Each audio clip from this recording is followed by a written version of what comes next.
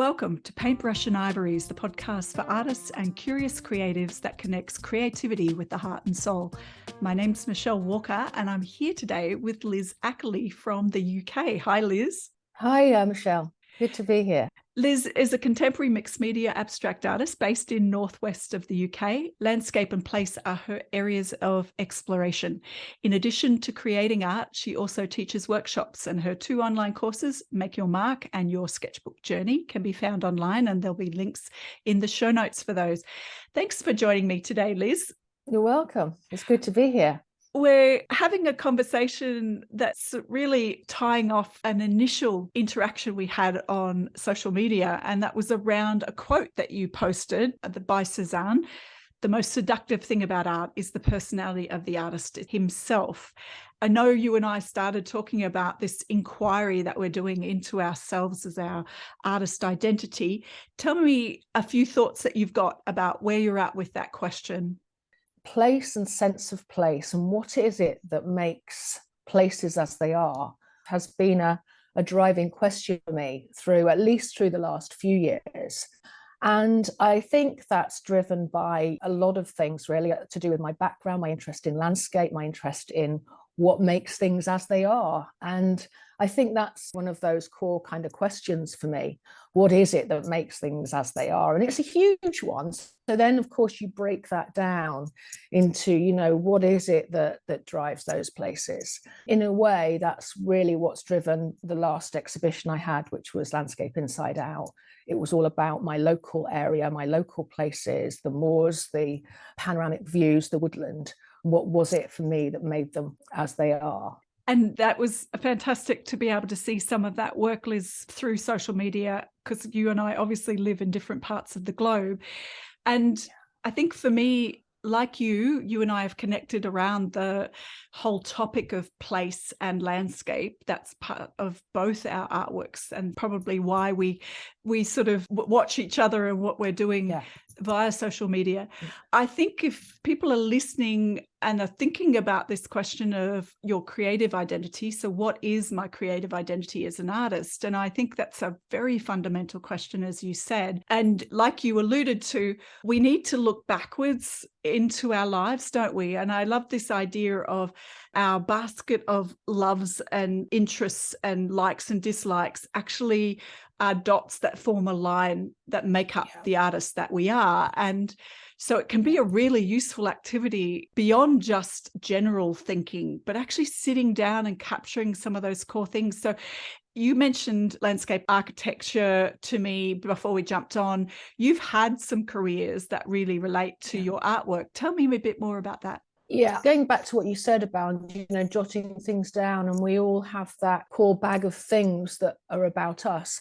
I think I was one of these people that, because I moved careers, I would just move on and not look back, purposely not look back. And I can't really explain that fully, apart from the fact that the more I did that, the more I was aware I was doing it, to the point in my art, it became quite different. I wanted to look back and bring those things forward. I suppose there's a realization.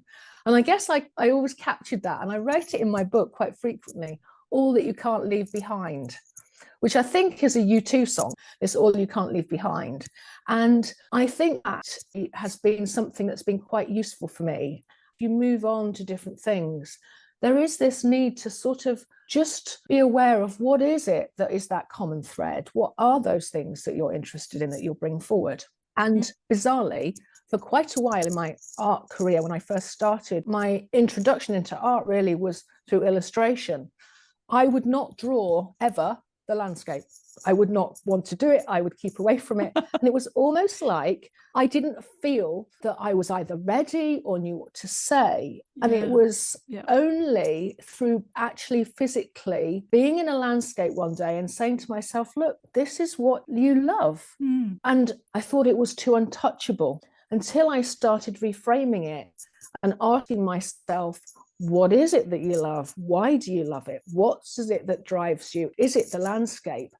And I think actually that has then got me into thinking one of my core concepts is really about connection, and connection actually with my past. And as a young person, a child even, I was actually quite a loner, and it was the landscape that I turned to, and it was the landscape that nurtured me and that I felt safe within and connected to. And it's that really that I think has driven all of the subsequent things, and why now I'm interested in places and what makes them as they are. And it's again that it's not just their identity, it's my identity, their identity, and so on. That's just, how it's kind of happened. So originally I was a research scientist. It's all about what makes things as they are. Why do things happen the way they do? Well, originally I was a biochemist, then I became a microbiologist, and then I was a researcher, and then subsequently changed to landscape design. But again, as a scientist, it was zooming in, zooming out. Literally, I was a microbiologist. I would zoom in with the microscope. My work now, one of my core sort of ideas, things that I'm really interested in, is actually the big picture, finer details. How do you bring that together? There's no surprises that where that comes from is, it's kind of funny in a way, isn't it? It's so interesting, Liz, that you talk about your many careers, because I feel like I've had about 7 full-blown careers in my life. And I think one of the things that I was concerned about when I was younger was that I was flip-flopping around. But what I've discovered is it's all those dots that we were just talking about that make up the line that is our life. And, I did a science degree which had a lot of microbiology and biochemistry, but I never went to the lab. I ended up taking a job as a photographic assistant for a full-time photographer, and then moved to London. As we were chatting, I spent some time in the UK working in film and television, and then changed careers again and came back and worked for national parks and in environment. And I think what I've done is discovered 2 major aspects of my interests. One is my love of the natural world, and the other is creativity. And once I got clear about all those other things fit in underneath those headings, and I just think it's been a bit of a relief to discover that I'm not this flaky human that just randomly runs through multiple careers, but we do have these things that really interest us at different times in our lives as well. So there is time as well as interest that I think can be really valuable. I think that's so true. I mean, what you say, in a way, there's a big overlap, because landscape, nature, the outside world versus creativity are probably the things that have driven. I mean, I didn't ever label my landscape, my art as, well, I kind of did. It's all about that creative side to us, isn't it? And in some ways, it's redressing the balance if we are people that are multifaceted in that way. And that's presumably why both of us sought out those other careers, rather than that we just wanted to hop around doing different things randomly. I think there isn't a randomness to it, really. I mean, it's just, it's kind of funny when you look back. But people did say to me, what, you were a researcher and then you became a landscape designer. How does that work? Yeah. And my answer was always a stock answer. And that answer was, I was looking down the microscope, and instead of actually wanting to ask the scientific questions, I was looking at their spatial orientation and everything that was aesthetic and design orientated about these things. And that wasn't what the career was. So I changed to something which was more about that. I mean, I'm not sure that ever really satisfied them. I think they just kind of looked at me like I was a bit mad, but I have discovered many other folk like us who have an art, nature, science background. And I think that's recognizing that as a core part of who we are as artists, and whatever the story is for listeners, whatever it is that drives them. So let's dive into this idea that we've got core interests, and riffing off our backgrounds and things that we've learnt and things that we want to explore. What have been some of the core intentions for your art? Let's hear a bit about that, Liz. Well, if I sort of focus to make it clear for people, last year I think I mentioned about the Landscape Inside Out body of work, which culminated in it, which resulted in an exhibition. There I was really trying to unpick this very broad idea of place and what is it that makes places as they are. And I think one of the things that was really important to me in that work was this idea of the language of the landscape. And I focus in, when I talk about language, in different ways, but one of the things was that language of line.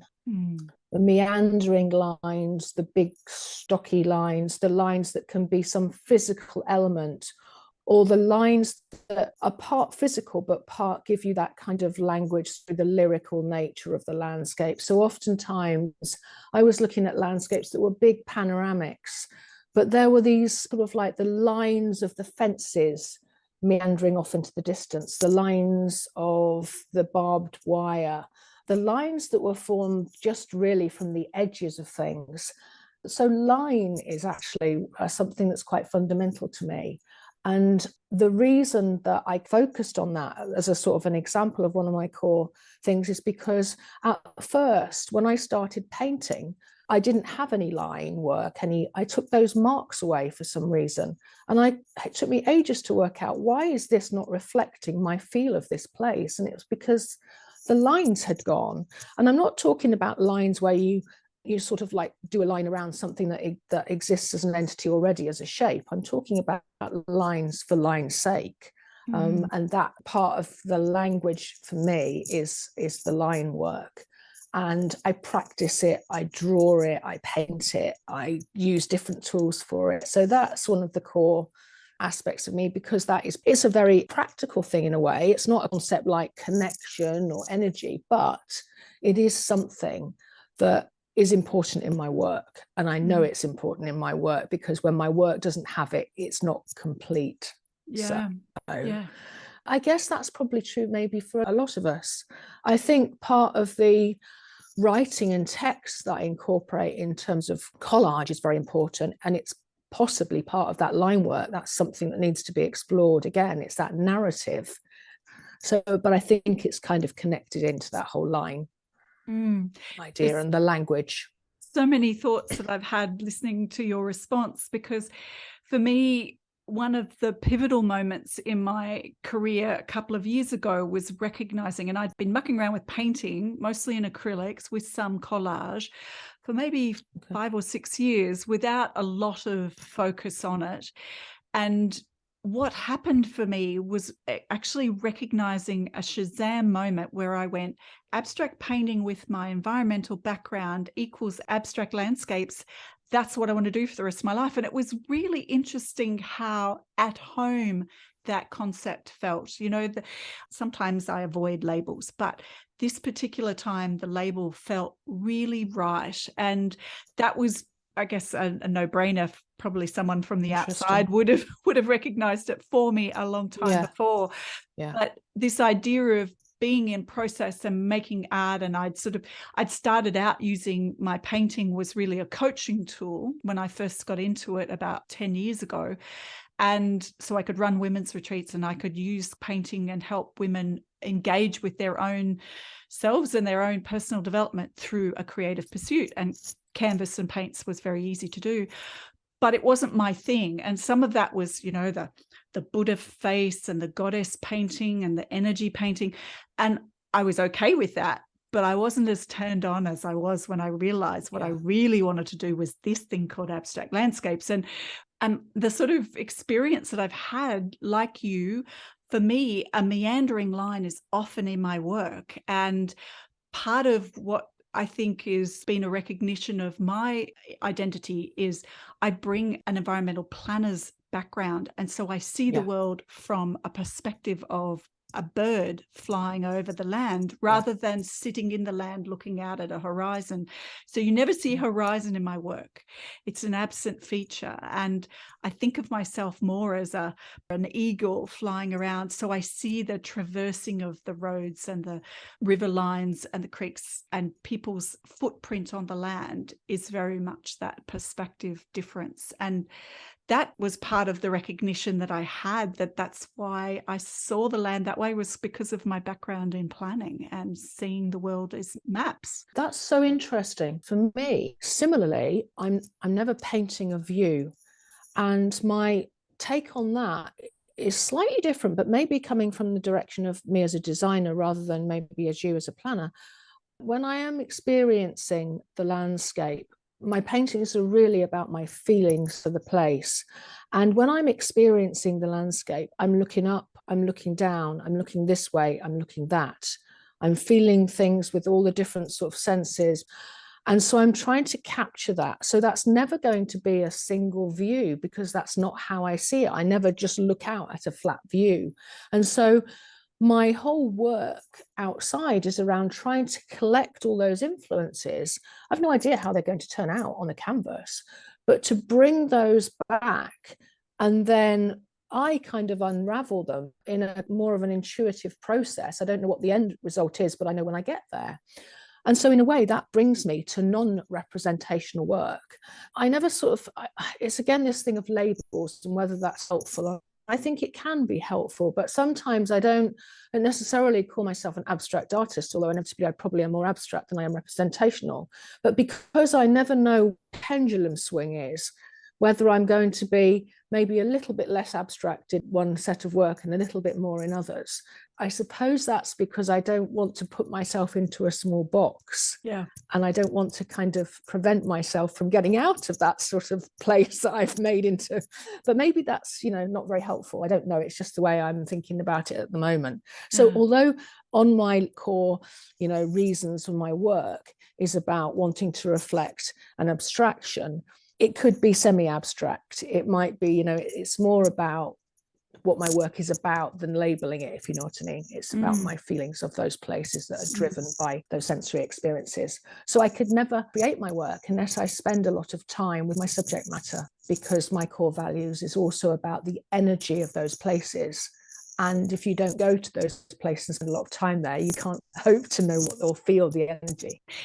I want to just circle back around, because I want to talk about this idea of core intentions, which is something that drives us as artists for maybe years, maybe decades. And then there might be more detailed project or work-based intentions. And I just want to acknowledge that concept and distinction came to me from Jerry McLaughlin and Rebecca Crowell, because I'm part of their Colbacks Academy, which I really enjoy.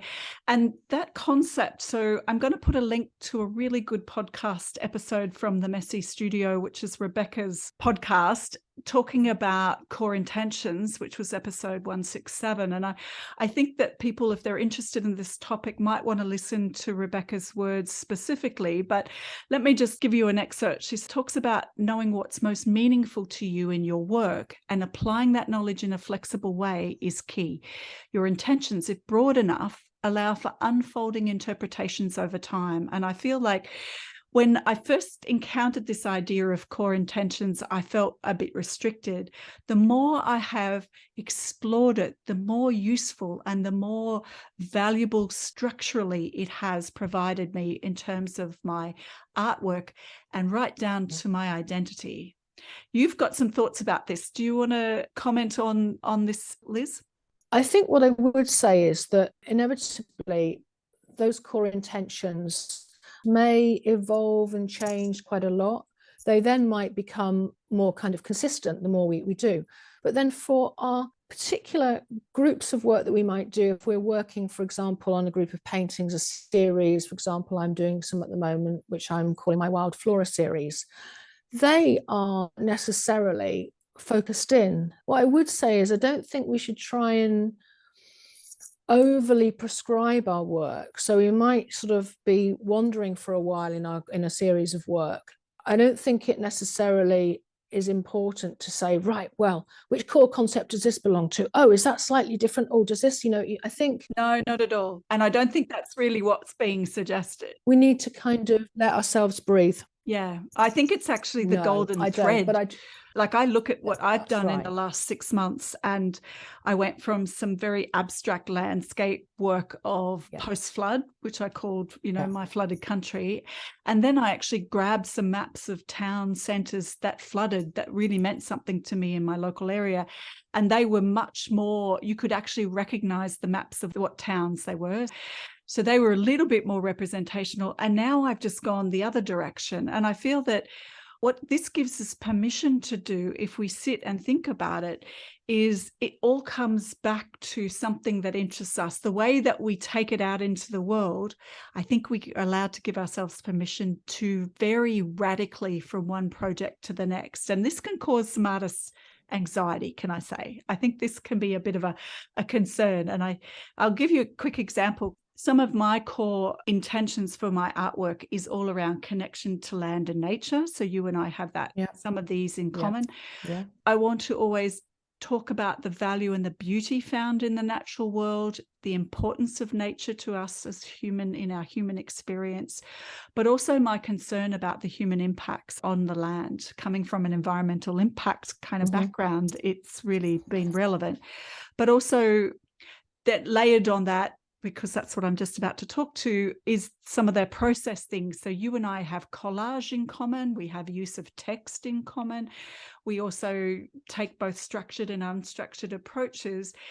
I feel like for me, collage and layers of paint is really reflective of life's experience. And and I think that's true for a lot of us. We've had many careers. That's also relevant.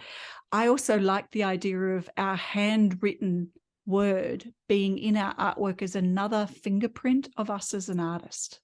And I've questioned this idea of, what does that mean in terms of what the text is imparting into the work? And I think that is another part of our identity, be it our own text or other text. But I must admit that my own text is becoming more dominant and other text is becoming less dominant, and what that means. And that's, I think that becomes, then there's the question of why is that? Well, I think that's because you're finding your own voice and it's kind of happening in a literal way. But getting back to what you said about, was there things I wanted to say about core versus, maybe more specific intentions associated with a project? I'll give you an example. Last year, I was working on this big body of work and I wanted to reflect the seasons in my work. And so I went out and monthly, I did this mark making on a particular location and I recorded it and I created sketchbooks. Now that is something that is one of my kind of core sort of strands, is really about as I said to you, the seasons, the changes that happen as a result of the seasons. Now, in my current work, again, I'm coming back to that idea of the seasonality. And although in this current work, I'm interested in only one time point, I'm now finding that body of work is about the autumn in this case, because it's particularly dramatic and I can say a lot about the language of that landscape at that time of year. But I'm now thinking, oh, actually, seasonally, I need to capture this because I want to know, and possibly I want to even paint in the future, how that changes, because that's part of the identity of that landscape.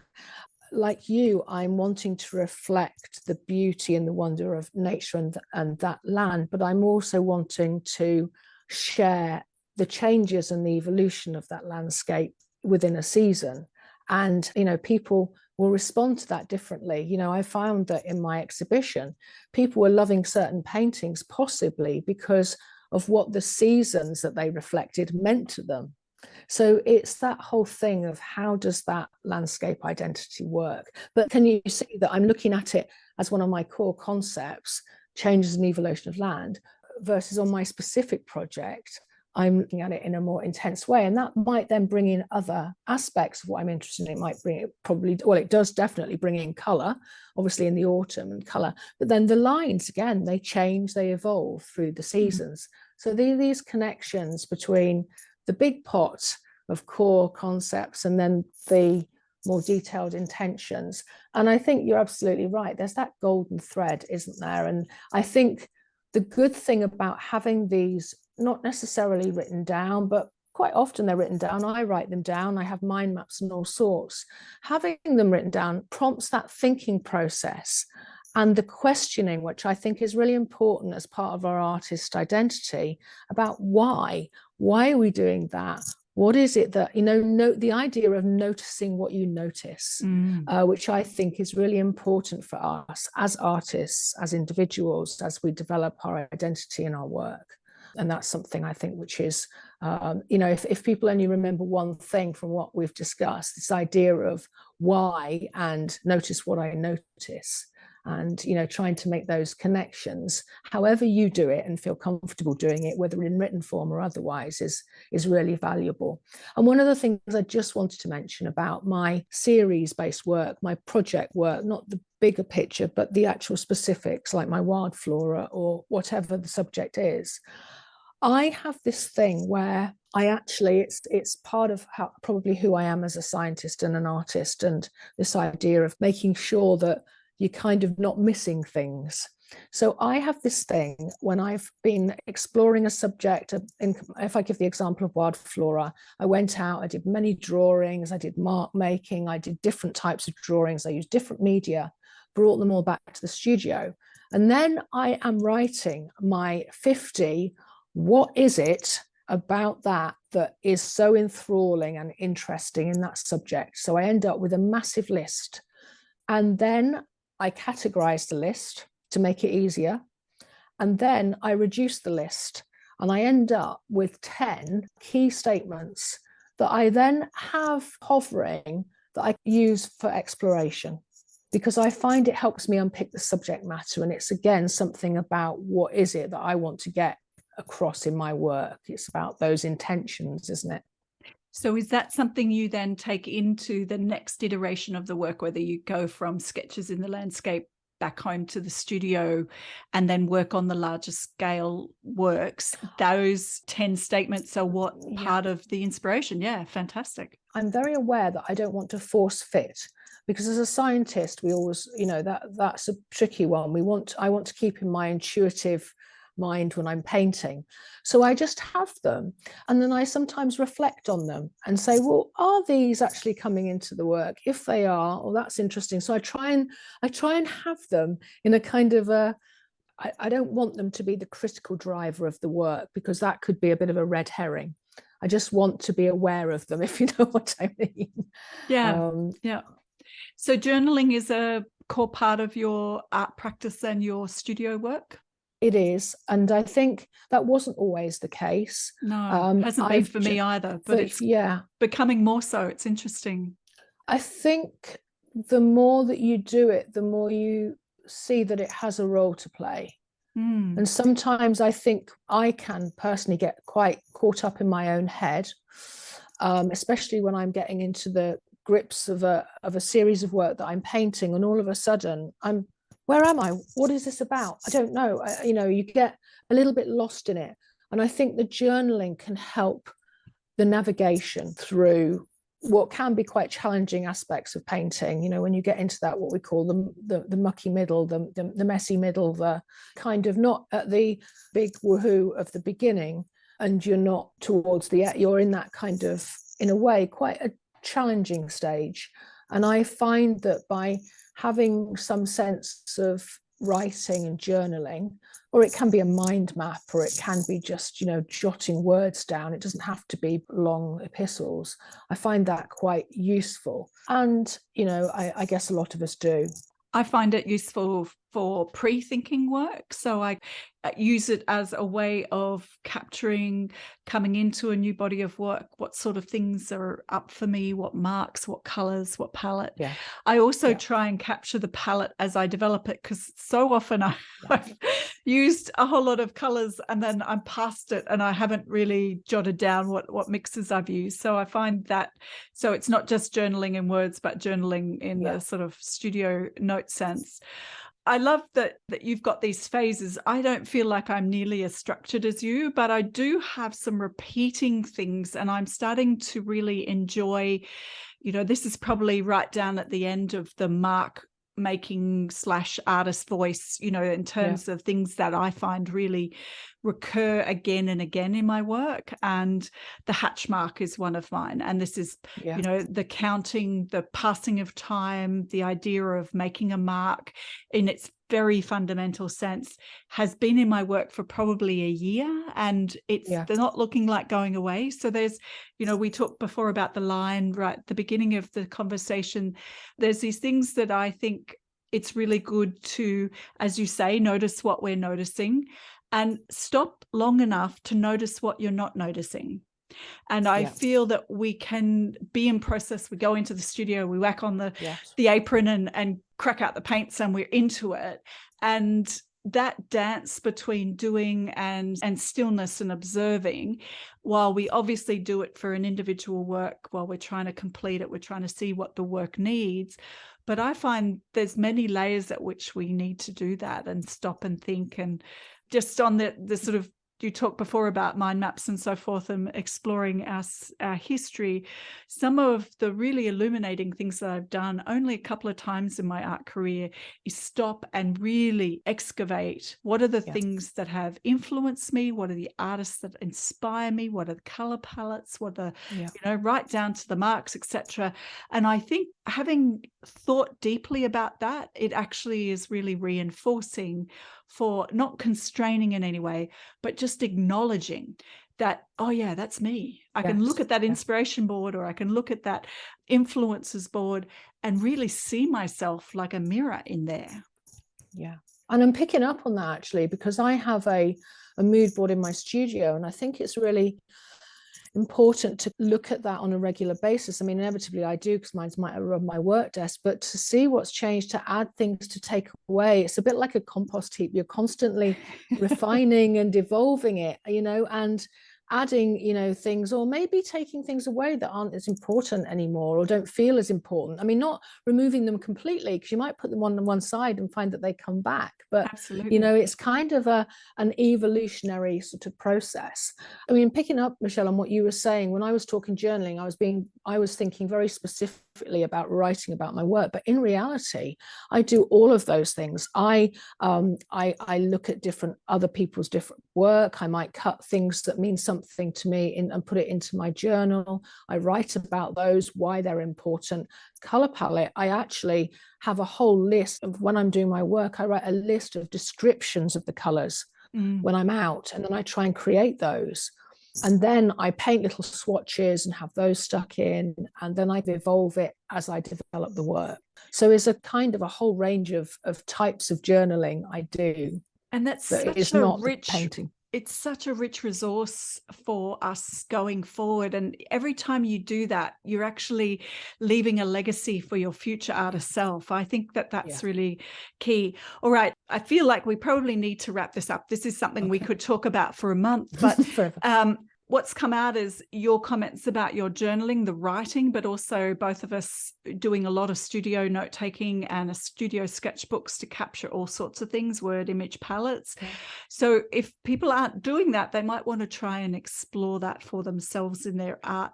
I think stopping and really doing a deep dive, something that might take you a couple of hours, and searching on the web and gathering images and words and other examples of artwork that really inspire you, that can be fantastic, as well as examples of your own work that you're incredibly proud of. And I feel those sorts of boards can be really useful in our studio, as we talked about.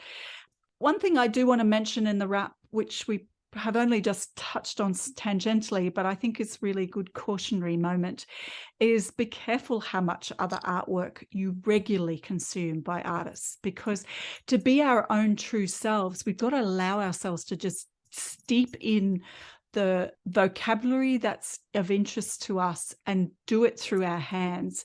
Doing stuff through our eyes, I think, has a time and place, but really over-consuming, whether it's Instagram, Pinterest of other artists, that can be incredibly confusing for some artists, and especially people who are starting out. And they often go there in pursuit of the answer of what is my style. And I would just caution you, if you're in that place in your art journey right now, pare it back. And the way that you will learn your style is through your hands and through your eyes and through the doing. So I feel like that's some of the key things that have filtered up through our conversation. Obviously, talked about core intentions. We've talked about project intentions. Any other final reflections from you, Liz, about this whole idea of identity that you'd like to just maybe to emphasize something that you've already mentioned? I think, just a word of caution. We don't, it depends on where people are at in their art journey. But I think sometimes as this doing a deep dive, and I think that can be really useful. But I also think be recognizing that there might be some very specific smaller things that you might want to do that might be different to your core concepts. You might be at a stage of wanting to explore a different media, and it doesn't mean to say you can't do that. So I do think that there's there's the big picture, and then there are small details. And I think there's this idea of, small bite-sized chunks of things rather than feeling like you've got to do it all at once. I just don't get into overwhelm about it, sort of just try and keep a little bit focused as well if you can on your daily things, so that you don't sort of go into this sort of overwhelm. Yeah, I agree. And I don't suggest for a minute that some of those explorations happen very often, but I think at key points in our journey, they're really valuable. Yeah, I agree. And I think that you're right. We just take it step by step and really look and notice what we're doing and notice what we're enjoying, and that becomes the fodder for the next work. And then at key times we stop and reflect back. So I think that this is a very intriguing conversation and an intriguing topic that I don't have any set answers for, but I've really enjoyed talking to you about your thoughts, Liz. Yeah, and you too. It's been really interesting. So folks, thanks very much. If you're listening, I'm going to have in the show notes how you can contact Liz and get in touch with her and follow her and connect with her, and the links that we've spoken about for other artists, and for example, Rebecca Crowell's beautiful The Messy Studio podcast. I'll have those in the show notes. And as always, I'm so grateful that you spend your time listening to this podcast. Thank you, thank you, thank you. And thank you, Liz, for giving up some of your Monday morning in the UK. I'm so grateful to have the conversation. It's lovely to be able to chat across the globe. You're welcome. Thanks, everyone. Bye for now. Bye-bye.